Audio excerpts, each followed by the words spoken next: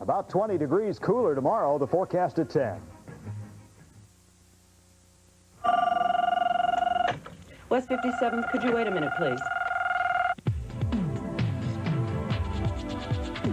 People are moving there because the housing's cheap. They can't afford L.A. It's pretty, it's in the mountains, and it's headed for an 8.3 earthquake on the Richter scale.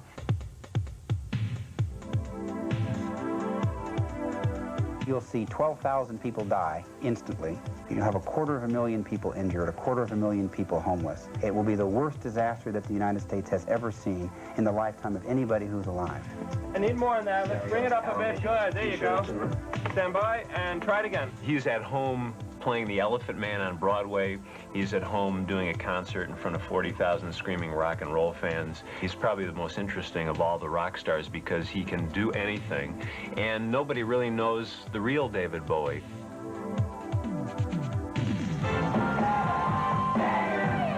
My life's just a joyride, man. I just see it. It's on the streets out there. I mean, everybody drinks the goldfish bowl water and lies under furniture and things. Yeah. Don't you? Quack. 2, 1. Dissolve up. Mike, cue him. All of these quacks have come out of the woodwork now with cures for AIDS, and they're running ads in the newspaper saying, I can cure you with urine injections, I can cure you with herbal concoctions.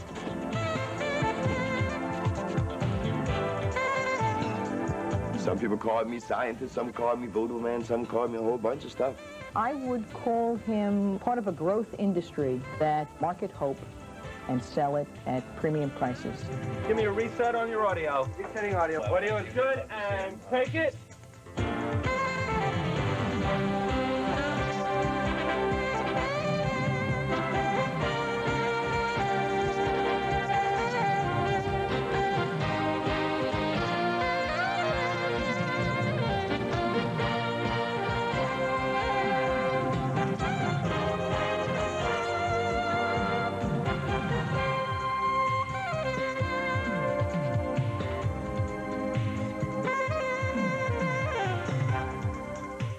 This portion of West 57th is sponsored by Dodge. Performance to thrill you, looks to move you. Dodge, setting new standards of performance.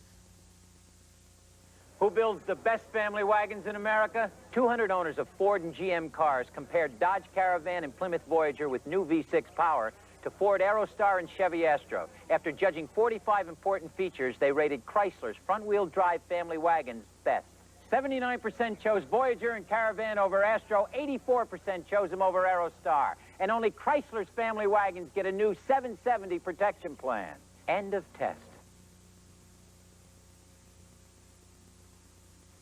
Wendy's wants you to give a little nibble to the meat right in the middle. Is it dry and chewy or is it hot and juicy? Well, the meat's the reason why, 'cause no other hamburger has Wendy's hot and juicy taste. So won't you give a little nibble to the meat right in the middle? Wendy's hot and juicy. I love dinner parties. You love dinner. Should Country Crock go here? All that rich, buttery taste. Or with the green beans? Green beans? You love green beans. Must have been your first husband. You are my first husband. Shed Spread Country Crock. Rich, buttery taste, fewer calories than regular margarine, and no cholesterol. We're out of Shed Spread Country Crock. Well, here's something new. Country Crock and Mini Crock. Same rich, buttery taste? Mm-hmm, and a third fewer calories, too. Hey, that's 2 good reasons to eat Country Crock. In 2 adorable new Mini Crocks. Looks like they were made for each other. Uh-huh, another perfect couple. Wednesday, Heather Thomas and Ken Kercheval take on ruthless kidnappers. They're pros. On Hammer. Then an abandoned building becomes a death trap. They're gonna blow this place up. For Magnum. And Freeze, police! tracking a killer proves lethal for the Houston Knights.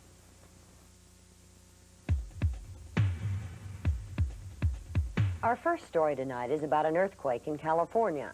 Not any quake, but the next big quake, the catastrophic one. The geologists say Southern California is in the 10th month of a 9-month pregnancy. Overdue is the most disastrous earthquake in modern American history. An earthquake a federal government study concluded the nation is unprepared to deal with. Scientists don't know exactly when it will strike, but most have no doubt it will come. It could happen tomorrow or any tomorrow in the next 30 to 50 years. And scientists do believe they know where it will strike. It will be centered near one of the fastest growing cities in the country. You'll see 12,000 people die instantly. You'll have 50,000 people who require immediate hospitalization. You'll have 250,000 people injured, 250,000 people homeless. The damage to property and contents of buildings will be on the order of $17 billion. That's the magnitude that we're talking about. That is a very sobering thing. Carl Ledbetter was the first director of the Southern California Earthquake Preparedness Project, a state agency formed to warn people of the coming quake. It will be the worst disaster that the United States has ever seen in the lifetime of anybody who's alive. Scientists say ground zero for this killer quake will be near the city of San Bernardino. Each day as the likelihood of the quake grows, so does the city. The population is expected to nearly double within the quake's time frame. It's beautiful up here.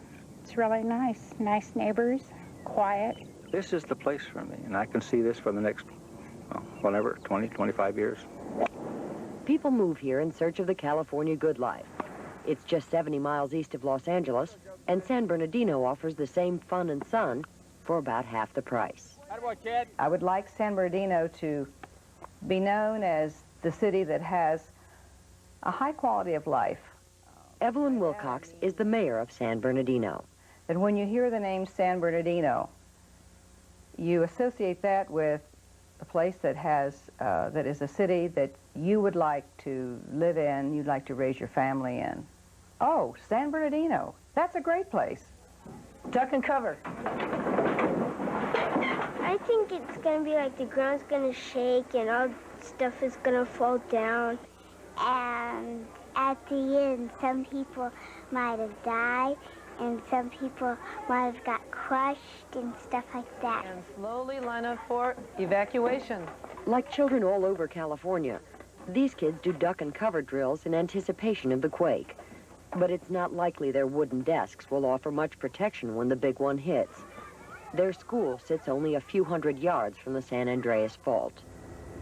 The fault is the ripping seam between two massive plates of the Earth's surface that are moving in opposite directions. Their movement has been locked in place for more than a century. Even those downtown buildings, miles from the fault, are in danger. The earthquake will push the city's high groundwater up, turning the ground they're built on into shaking jello. That's called liquefaction. There's probably no other city in the country of this size that has such a high likelihood of experiencing a large destructive earthquake. Kerry C. is a geologist at the California Institute of Technology. He's the leading expert on the southern San Andreas Fault. He's seen the devastation liquefaction can cause. Mexico City, September 1985. The earthquake measured about the same as the one projected for San Bernardino, 8.1 on the Richter scale. 10,000 people were killed, many in buildings designed to codes as strong as those in California. How would the level of damage compare if you looked at what happened in Mexico City?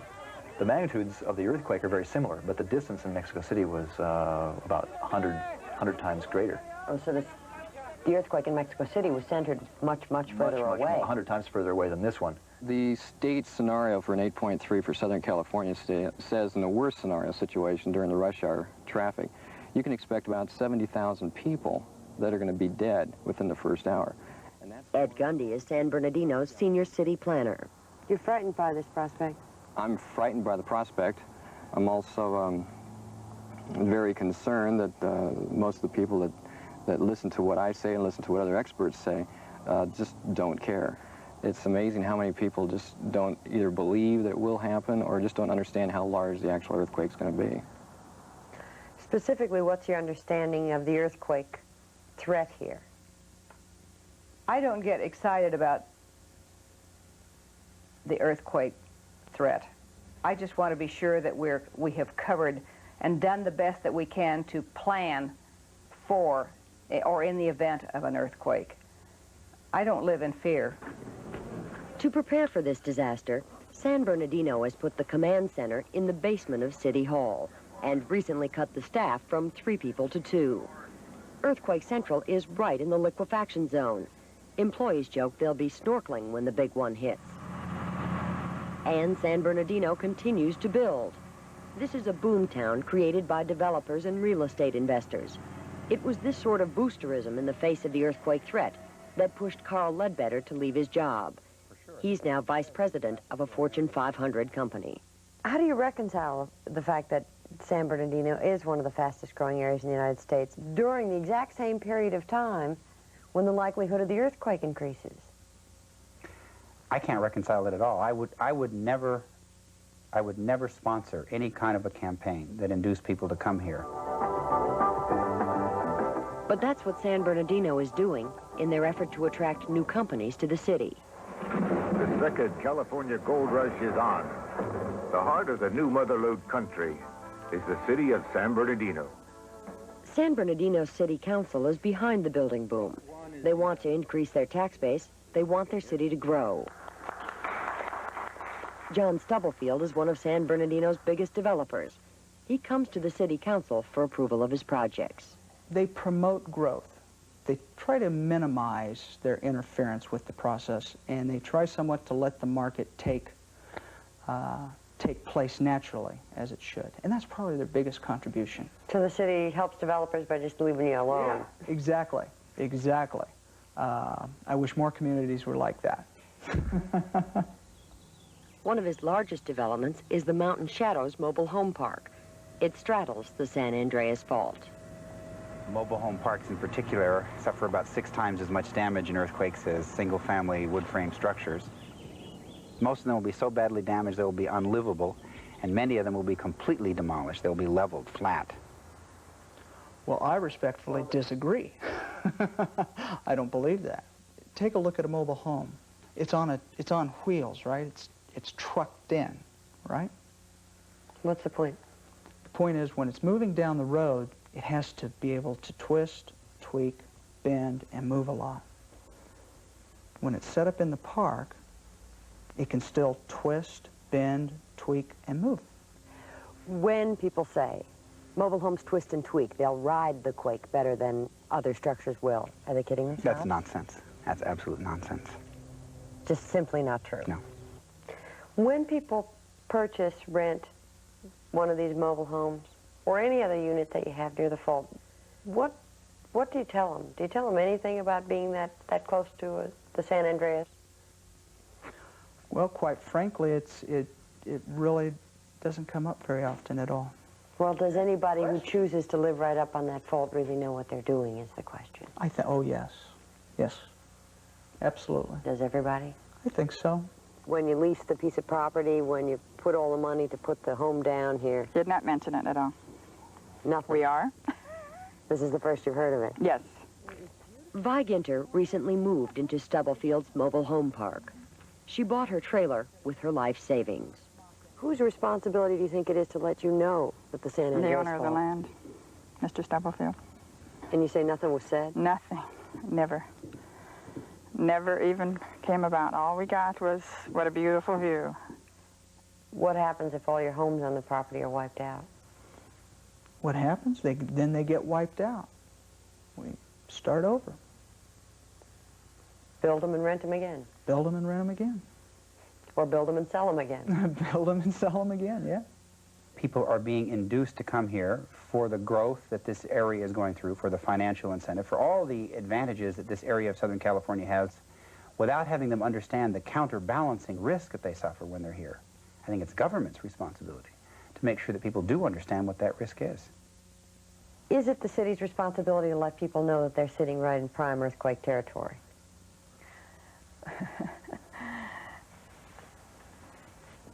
I think it's the city's responsibility to constantly be and assure the people that and be concerned for the safety of the people. But are they aware of the certainty of an 8-point-something earthquake on the Richter scale in the next 30 I don't know if years? everybody has accepted that. There's one thing to be aware, and there's another thing to accept that rumor, that story. Well, you call it a rumor, but it's scientific fact if you talk to the scientists. If the mayor's calling it a rumor, it's hard to believe people are accepting it as fact as well. If you're asking, do we put out a communique every day to say there's going to be an earthquake in 30 years? No, we're not. Do you do any? Should that be my role? I don't think so. Why not? I just don't think that I should be spreading that negative type thing. The one prediction about which I am absolutely certain is that you'll see lots and lots of news media people here and lots of politicians on camera bemoaning the terrible disaster, calling for emergency aid, and promising legislation that will prevent this from happening again the day after it happens.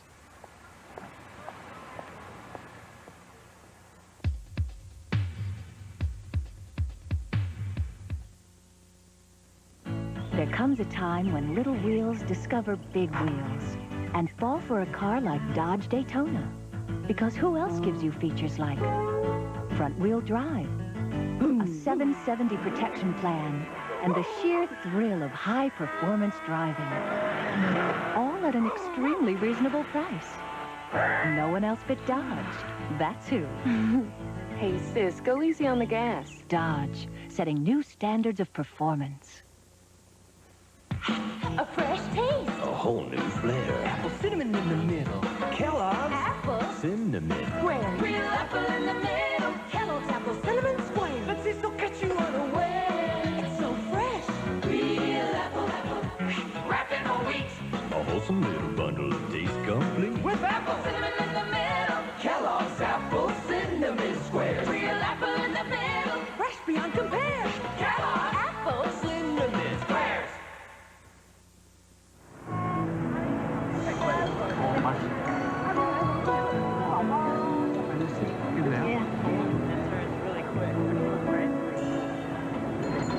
Things come back to stores. Things come back to Sears. Oh, I think you want to go that way.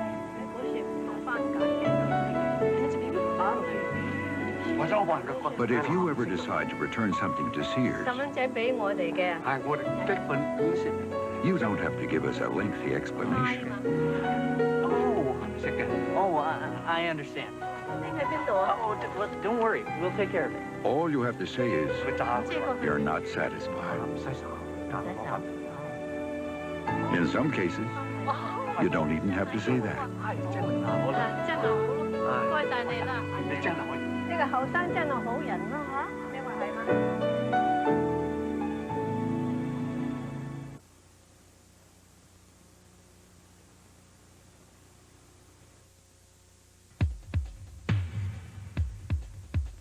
When David Bowie releases a new album, as he did this past week, it's a major event within the rock world. Bowie's influence has always been more inside than out. Only one of his 33 albums was a big commercial success. Most people know him from movie appearances or as a cult hero over the past 20 years. He invented heavy metal, new wave, and influenced the sound and the look of rock for more than a generation. But now, with his new record getting airplay and a 100-city, 6-continent concert tour sponsored by Pepsi-Cola, Bowie may finally be moving into the mainstream of rock. And for him, that kind of fame could be a problem.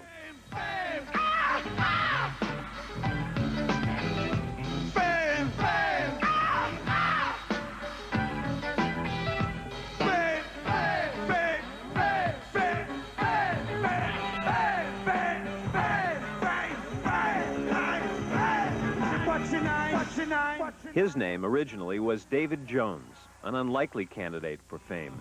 A shy boy from a working-class family who dropped out of school when he was 16 to become a rock star. Now, at 40, he's a superstar, whose new album puts his reputation as rock's legendary innovator and provocateur on the line.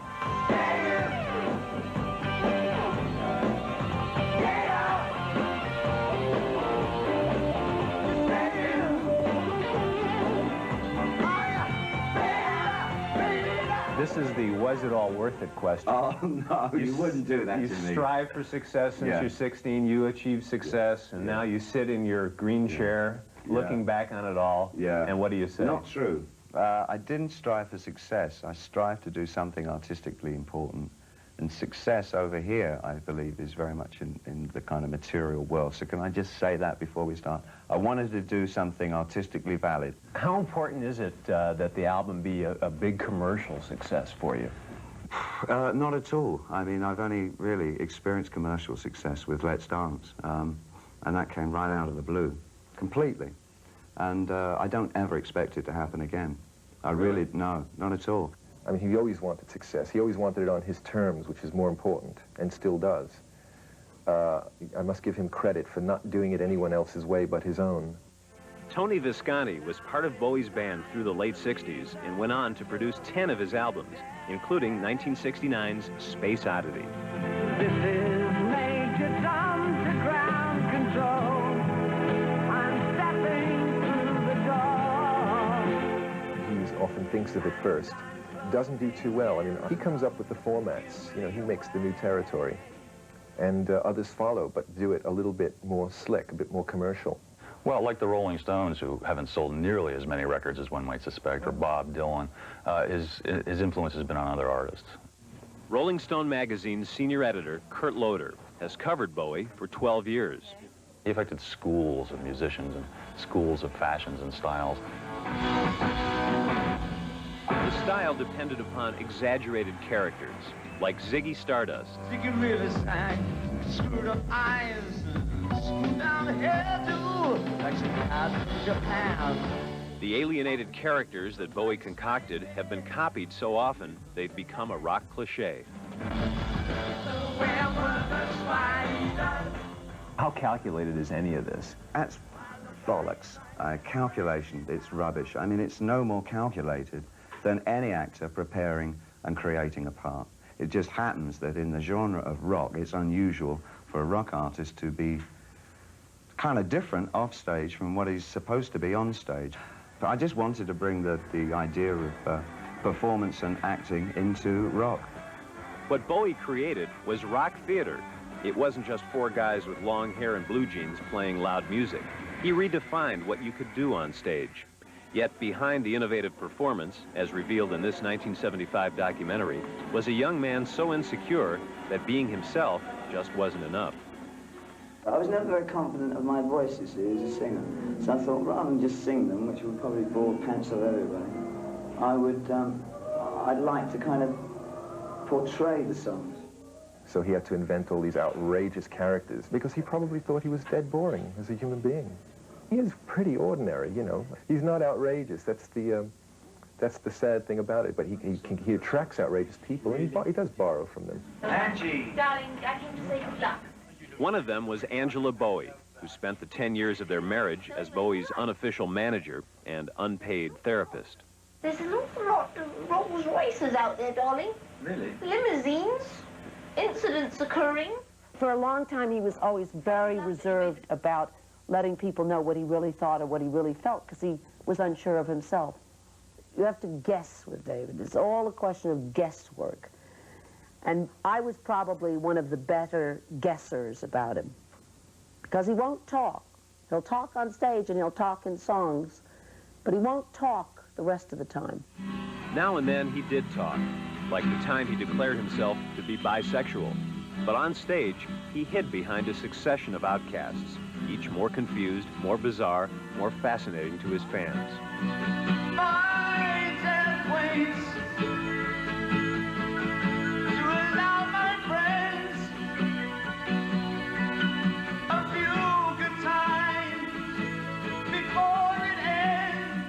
Why all these unhappy characters? Why these misfits? Spencer Tracy once said, Bob, I have no idea what he said. That was good. I know something coming there. He says something to the effect, actually, he did, that heroes are really boring. That the real interesting things are the off-center values of people, you know, and those are the things that trouble most people. And most of my characters have been sort of alienated, you know, and that's the one thing that people really think, do I belong here? Who are my friends? You know, does anybody like me? All those things, you know, am I on my own?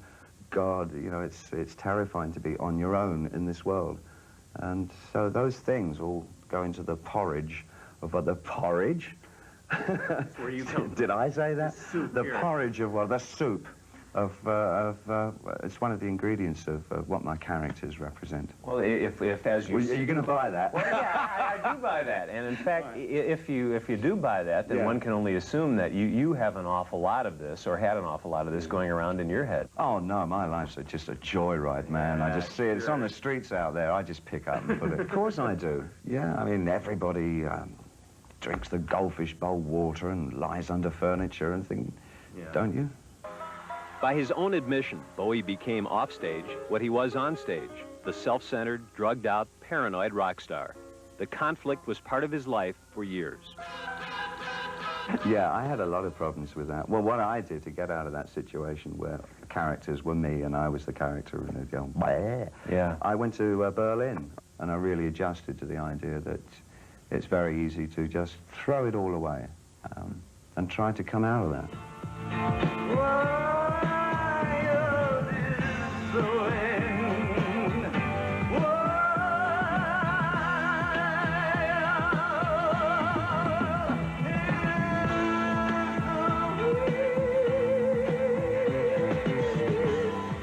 Even though when they came out, the Berlin albums were a critical and commercial failure, they're now considered his most significant work.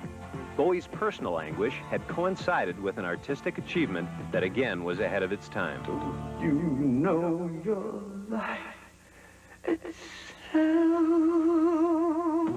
Can you be sure that you're not going to go back into that trap? Yeah, I'm pretty sure I can. I mean, one always has lapses, you know, and you feel despondent about things and maybe, you know, slightly sad. But then you get, oh, ever so cheerful again.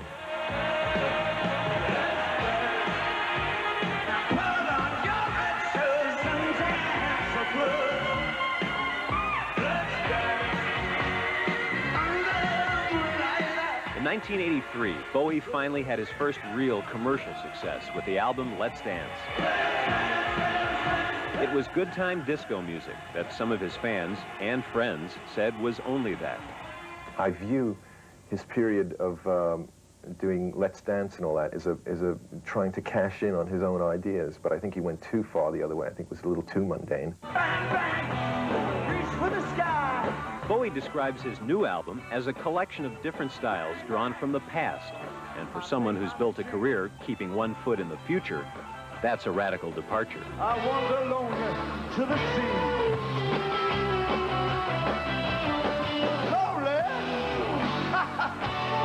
Who, me? I know it must be difficult to get out of bed every morning and say, oh God, I'm David Bowie, I got to do something different. He could genuinely be fed up with it. But for a man who's innovated all these wonderful things all these years, he's really, I hate to say it, sold out.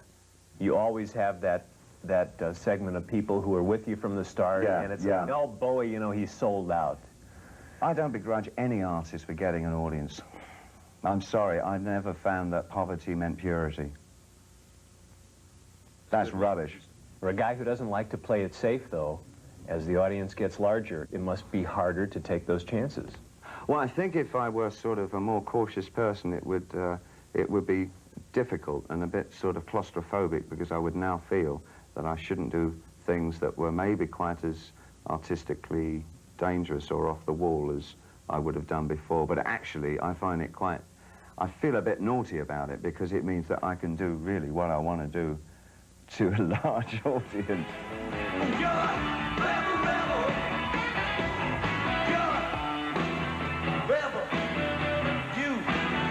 Number one.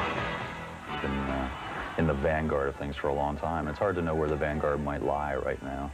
I mean, I think once again, as he has throughout his whole career, he reflects what's going on now, which is a sort of confusion, sort of times of diminished expectations in a lot of ways. So you do tend to look back to this stuff that was so great, and if you listen to it again, it still is great. It's tempting to say maybe his glory days are over, he's no longer in the vanguard, but, you know, if he never did another thing, he deserved to be up there at the top. Whether he'll do more in the future, it depends on the context of the times, probably.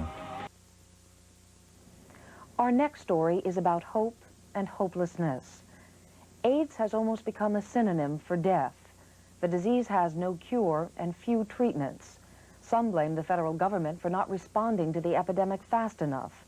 Others point to standard medical practice, which so far has little to offer. The stage is set, people are frightened, and every quack out there knows it. As the AIDS epidemic grows, so does the network of AIDS fraud. Charlatans who advertise mostly by word of mouth, although some are bolder than that. They feed on despair, and it's so very simple. When you've been given a death sentence, you'll try anything, from the unproven to the unbelievable. An AIDS patient came in just recently. He was practically dying. And in less than 15 minutes, he opened his eyes and was feeling so good. He said, I like looking at pretty girls. I said, you're crazy. You just came in here half dead. What you talking about looking at pretty girls? That's how quick he responded, because the body accepts things electrically. Life is electrical. And death from AIDS avoidable, Dr. Saby claims. The mucus is clogged in the nasal passage. Dr. Saby isn't a doctor. He's an herbalist, a man from Honduras who brought his bag of miracles to Brooklyn. His cure for AIDS starts at $500. It's the same regimen of diet and herbs he prescribes for everything, including this woman's sinus problem. Your heart beats fast once in a while. It picks up a beat or two. Now, how do I know all of that? Because everybody had the same disease. I am asked, how am I curing these disease? Some people call me scientist, some call me voodoo man, some call me a whole bunch of stuff. I would call him part of a growth industry that we will see related to the exploitation of the AIDS virus. People out there who are prepared to market hope and sell it at premium prices. Virginia Apuzzo is New York's Deputy Commissioner of Consumer Protection. She learned of Saby's cure the same way his AIDS patients did. She read his ad in the newspaper. When you advertise that you can do something that you can't do, and then you charge $1,300 for it, you know, we call that consumer fraud. Saby says he's cured 7 people with AIDS. When asked for proof, he offers up the case of a Boston man. Frank left Boston and took a cross-country trip, happy as a lark, because the doctor told him he's free of AIDS. He came back to Boston with a slight fever that they could not understand. The infection had gone too far. I was there too late. Frank died. But the doctors in Boston told me, you know, he didn't die with AIDS. I'm happy to tell you, Dr. Saby, that you cured him of AIDS. I said, thank you very much. But Frank Knight's doctors and his death certificate say something very different. Both confirm Frank Knight died with AIDS. People fall for this stuff. How come? The question becomes, how much are you willing to pay for hope? And in a desperate situation, in a situation in which you feel there is no hope, the answer is probably anything you have and then some. Doors closing, doors opening, doors. There is a desperate need for hope in Houston, Texas, which has the 4th largest population of people with AIDS in the country. I am safe, it's only change. Desperation is what drew Roy to this healing group. When he's not trying to sing away his sickness, he's grinding up wheatgrass in his kitchen on the advice of a nutritionist. What I'm going to do is I'm going to make a green drink. Roy believes the green drink will make him well, but he's not counting on it alone. He also takes the experimental drug AZT, the only AIDS treatment approved by the government. This is the AZT that I take. Is there any irony, you think, to the fact that in one hand you're holding traditional medication and the other hand you're holding an alternative? The nutritionist would say baloney to the pills. The doctor would say baloney to the green drink. So what do you say? I want to live. Roy is terrified. He's given a diagnosis that, for all he knows, means he will die. Dr. Richard Conklin is Roy's physician. As an infectious disease specialist, he treats AIDS patients. As a psychiatrist, he understands them.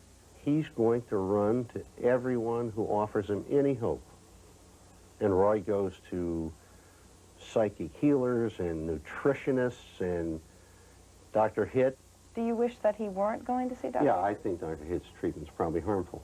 We have 70 AIDS patients, and we have only had 2 AIDS patients who have come down with secondary opportunistic infections. I would say that this would be well above any standards. William Hitt is a man full of claims.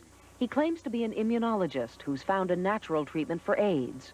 His patient's urine is filtered and a byproduct re-injected at $100 a shot, 1 shot per week, indefinitely.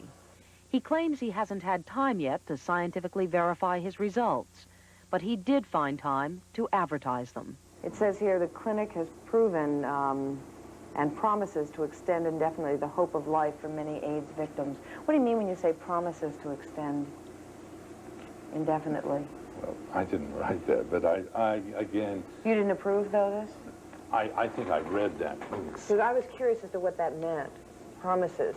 From what we're seeing in our ongoing study, that I would certainly think that we would be able to promise that we could extend the life of those patients. Tabulate the results. What did it take, an evening to sit down and do the statistics and put them out there?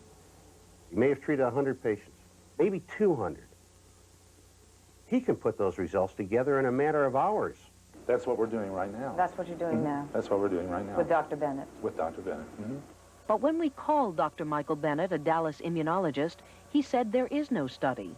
Hitt's story, he told us, is purely wishful thinking, and Hitt's claims don't end there. I've certainly gone out and discussed this with a great number of people, and I've invited people all over to come in and look and see what we're doing. To hear you tell it, you have extended yourself out to the medical community and said, hey, I think I'm onto something here. Yes. Why don't we talk about it? I think I would go talk about this at a county fair. He's never offered to meet with any of us in the community.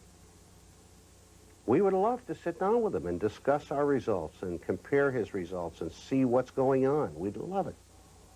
There's another reason that data is not available to us. And that reason is? I don't think it exists. I think it's hokey. Well, do you think he's doing it just for the money? Why else? If it was for fame, he'd send his stuff to the Nobel Committee. If it was for altruism, he'd share it with New York and San Francisco and Los Angeles and Zaire and every place else that had AIDS. So it's not altruistic and it's not for fame. What else is there? $5 grand for a series of injections. Hitt says he's not making money from the treatments, but almost everything about the man we can verify contradicts what he says, down to his basic credentials. Hitt's patients at his immunotherapy clinic know he's not an MD, but they are told he has a PhD from Johns Hopkins University. When we asked Johns Hopkins, they said that you don't have any PhD from Johns Hopkins. Well, I'm sorry, because I certainly do. I mean, in what particular year did you ask them? They go back to the 1890s in their records, and they have no record of a William Hitt getting a PhD in applied biology or anything else there. Well, I certainly have that. You might put down the name Dr. Ballantyne, too. Dr. Valentine? Ballantyne, B-A-L. We did call Dr. Robert Ballantyne, a professor emeritus at Johns Hopkins. He knew Hitt when both were members of a local flower society, but Ballantyne says Hitt has no degree of any kind from the university. How do you react to those doctors in Houston who say that you're a quack? I don't know. I guess a quack has got to practice medicine, but I'm not practicing medicine, so... I think that you understand what I mean, though. They think that treatment's phony. Okay, they're trying to say the treatment doesn't work. They're not simply questioning the treatment. They're taking it a step further and saying you're preying on people.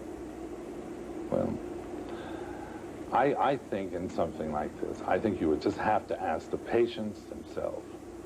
And I think that's the only proof of it. This is the first place I've gone to where they said there was hope. So I'm going to stay here. There is no doubt Hitt's patients want to believe in him. One of them spoke out as we were ending the interview. He asked not to be seen, but he did want to be heard. My body's producing this. I'm not rejecting it. My body's using it. And I'm living. Whereas before I was sick and looked like I should go on and just put my arms across my chest and lay down. Death with dignity. Well, I'd like to live with some dignity instead of dying with it. That's what Jim Beecher wanted, and it cost him everything. Beecher was president of Houston's AIDS Foundation, an unlikely candidate for fraud, until he met up with this man, James Douglas. Douglas promised him what no one else could, a cure for AIDS based on psychic healing and herbal capsules. He promised David Jones the same thing, but the capsules made Jones sick and suspicious. He sent them to a state lab for analysis. These quote-unquote herbal capsules actually contain heavy metals, lead, chromium. Did anyone from the lab tell you what that could do to you? Well, heavy metals have a tendency to actually short-circuit the brain, from my understanding. The analysis came too late to help Jim Beecher. Last January, he began to have trouble breathing. Douglas told him it was just part of the cure. It was actually pneumonia. But by the time Beecher was put in a hospital, no one could save him. Dr. Conklin was a consulting physician on the case and met up with Beecher's healer. My encounter with him was walking into the intensive care unit and finding this man in a clerical collar standing at the foot of the bed with alligator clips on 2 toes and wires coming off these clips. And I said, gee, what are you doing? And he said, I'm communicating with his unconscious. And I said, well, the man's brain dead. And he says, no, I communicate with him, and he wants you to play his favorite opera. 6 months after Jim Beecher's death, James Douglas's clinic was still open. Authorities were reluctant to investigate, one of them told us, because they were afraid of catching AIDS. By the time the Attorney General was ready to press charges, Douglas had skipped town. No one knows where he is now or if he's still practicing. As for Dr. Saby, he was scheduled to appear in a New York court this morning, charged with the unauthorized practice of medicine and false advertising. Dr. Hitt is currently under investigation by the Texas Attorney General's office, but that hasn't stopped his patients. Ironically, it's the victims themselves who are most reluctant to recognize the fraud. Hope, it seems, is hard to let go of, even when it may be false hope. They believe. They think this will help. And you can stand there and tell them this is lead and it'll poison you, and there are a certain number who believe it will help. It's desperation.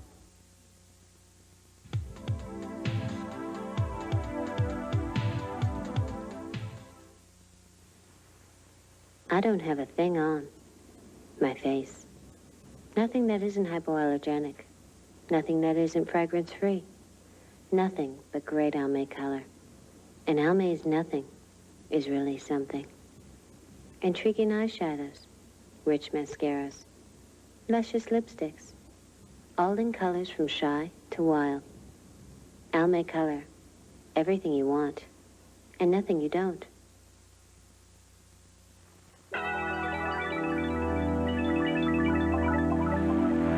The front-wheel drive Dodge Lancer is the performance sedan that will thrill you all the way to the red line, hold you to the dotted line, cover you down the line, and impress you with its bottom line. Dodge Lancer, with prices starting at $98.52. Dodge, setting new standards of performance.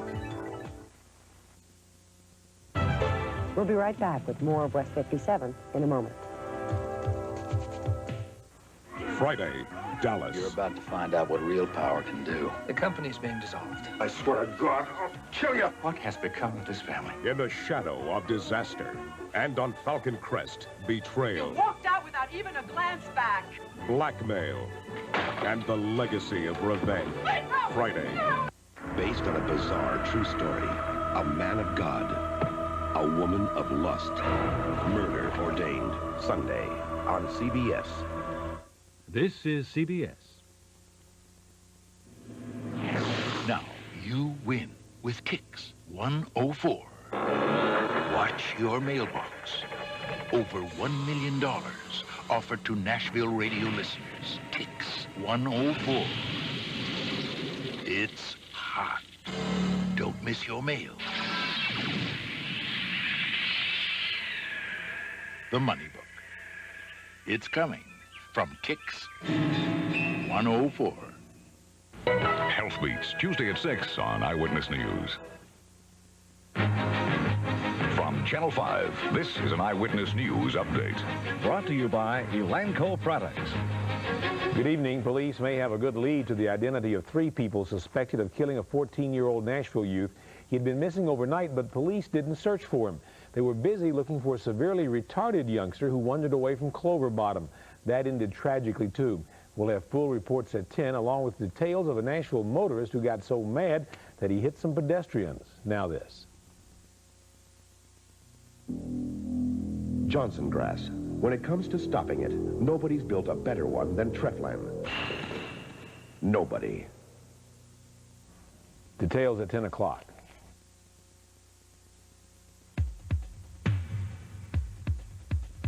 At its best, architecture is what a 19th century German poet called frozen music. At its worst, it's merely real estate. Very few Americans ever stop and think about the glass and the wood and the steel that surrounds them and how exactly it got to be there. But chances are, it was someone's compromise. Buildings can create an emotional response in people, affect the way they think and feel. This is a story about a young man whose dreams have defined the image of an entire city. There's a rational side to architecture. A building has to be efficient, has to be functional, has to be structurally sound, has to work.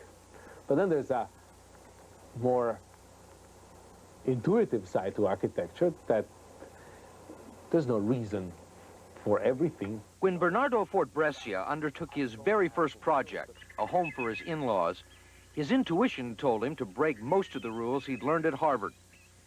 It didn't even look like a house. No pitched roof, no circular drive. The neighbors petitioned to have the colors changed.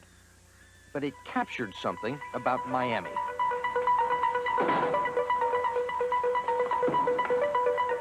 And before long, fashion editors, art directors, and television producers had figured out what the young architect already knew, that a building must work on two levels. We got 20 seconds. Not only must it be functional, it must appeal to our sense of imagination. And Fortbrescia and his designer buildings fit Miami like Don Johnson's Armani jackets and Jan Hammer's music. Dramatic, defiant, conspicuous, commercial, and ambitious.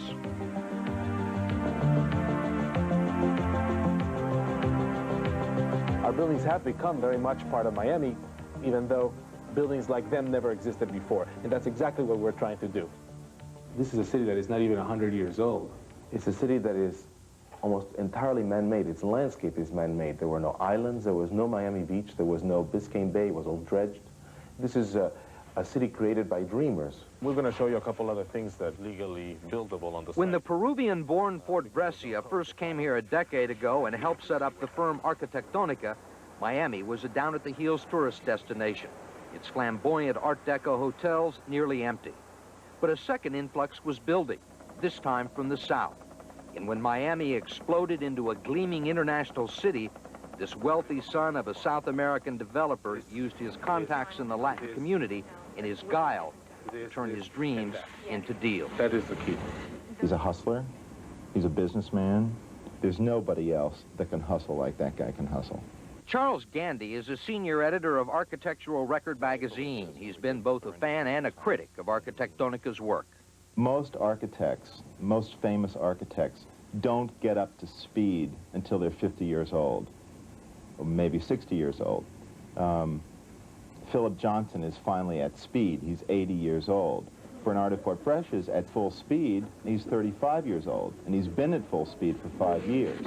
I was trying to open up the aisle here. Some architects believe that if you can do just 10 big buildings in your lifetime, then you've been a success.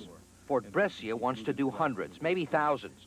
So one week he may be working on a skyscraper in Peru, the next on a new showroom for Fred the Furrier in Paramus. You could make this a fine first and or toiling in some other neglected corner of the popular urban landscape. A Honda dealership in Roswell, Georgia? Yeah.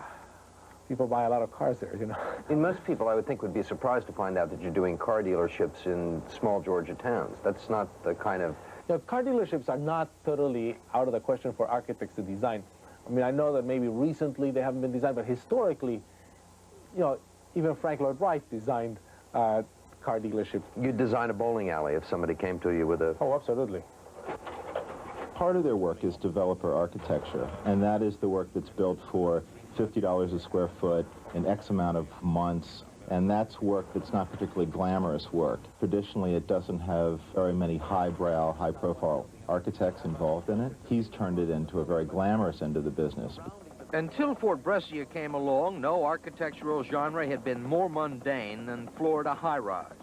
He convinced Harry Helmsley, the owner of the Empire State Building, to let him design the palace while he was still in his 20s. It was a real departure from conventional condominium design. It was meant to be seen as a sculpture that has two pieces, and there's the main body of the building that is just white and very plain, and then suddenly this rather stable and simple building is attacked by the red aggressor crashing through the middle of the building and reappearing on the other side to become the entrance to the building. But don't be seduced by all this talk about art. The numbers for the developer just didn't work unless he... At least 50% of the job is commerce, compromise, and salesmanship. The package that he offers developers is almost irresistible. That is, we can build it at the same schedule, we can build the same number of units, and it'll sell 3 times as fast because we'll create an unforgettable image. It had to be an Italian, a romantic Italian who bought the apartment. You've got a developer coming in from Boston. What are you going to do with him today? What's the plan? I don't know yet. I don't plan. I mean, I improvise, you know. I mean, I have to convince him that I can design for Boston while showing him buildings in Miami. And that's tough. When Fort Brescia needs to persuade, prospective clients usually end up here, a 20-story condominium called the Atlantis. This is a real developer building. In the Atlantis, I had a little narrow lot. I mean, it's just only 200 feet wide. And by the time I was done with the setbacks, this building was only 37 feet wide. What do I do to transform this box into something more exciting, you know? So if you think of a condominium, what is a condominium? It's really like a village, isn't it? It's like a lot of people living there. So we actually removed a piece of the building right in the center and created the village square. The Atlantis is architectonica at its show-stopping best. It's simple, it's riveting, it's powerful, it's instantly identifiable. The problem is that's all there is. They're there for the quick take, the image that you get as you pass by, and that's it. That's all there is. There are critics, and Dr. Diane Girardeau, who teaches architecture theory at the University of Southern California, is one of them. The difference between a good building and a bad building, I sometimes characterize as the difference between a Twinkie and a truffle. And one knows what those differences are. A truffle, both from conception to actual concoction, is a work of art. It's made of good materials, it's well-produced, carefully thought out, has a tradition, and all kinds of things. A Twinkie looks good, it's going to fill you momentarily, but that's all. We characterize this as junk food. The rap against them is that the first shot of Architectonica is the best shot, and their buildings look their best from an automobile. The closer you get, the less gratifying they are. Suddenly, the $55 a square foot budget starts to show that the stucco's not good, and the window details maybe aren't good, the apartments are ordinary, the interiors are nothing special. The buildings are efficient, they're functional, they really work, they're, in my opinion, very well laid out within, and by no means do those aspects interfere with my ability to do a building that is graphically powerful and has a lot of visual impact. One person we talked to said your buildings seem to be designed for people that are driving 55 miles an hour past them on the expressway. Yeah, sure. So what? I think that's how they should be designed. A high-rise has a responsibility to the city skyline. It is seen from very long distances, and it has an obligation as architecture to say something to the spectator. I think what they're putting out is a certain image about a certain attitude about life. I mean, you can't imagine somebody sick or sad or depressed or lonely in an Architectonica building. It's about lifestyle. They're the ultimate lifestyle architects. You've had a tremendous amount of success and built an awful lot of buildings. Do you think they'll hold up, and what will people say about them 50 years from now? Well, I hope that they're going to be seen as classics of these times.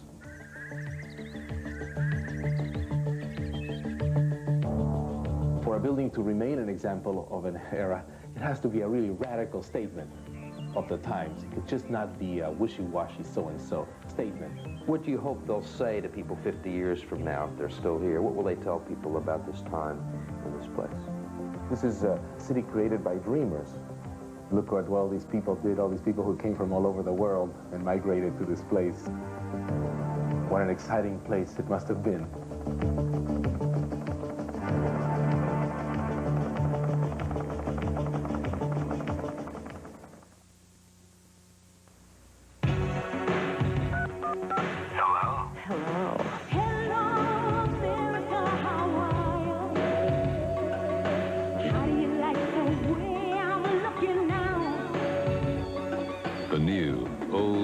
Atlas Sierra Coupe. As different as day and night.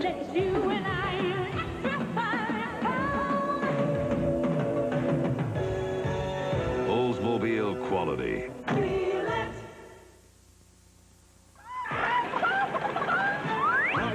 Say, what's all the ruckus? I'm a chicken hawk and I can't catch any chickens. Don't be a lunkhead, son. You want to know how to get great chicken? Go to Kentucky Fried Chicken.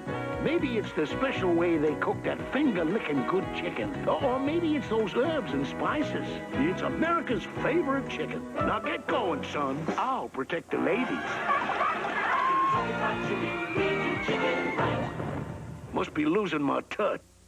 Did you know the last time you starved yourself to lose fat, you might have lost muscle? Why? You didn't eat enough protein. Protein helps you keep the muscle while you lose fat. And that's what's special about Kellogg's Special K. It has the highest level of dietary protein of any cereal.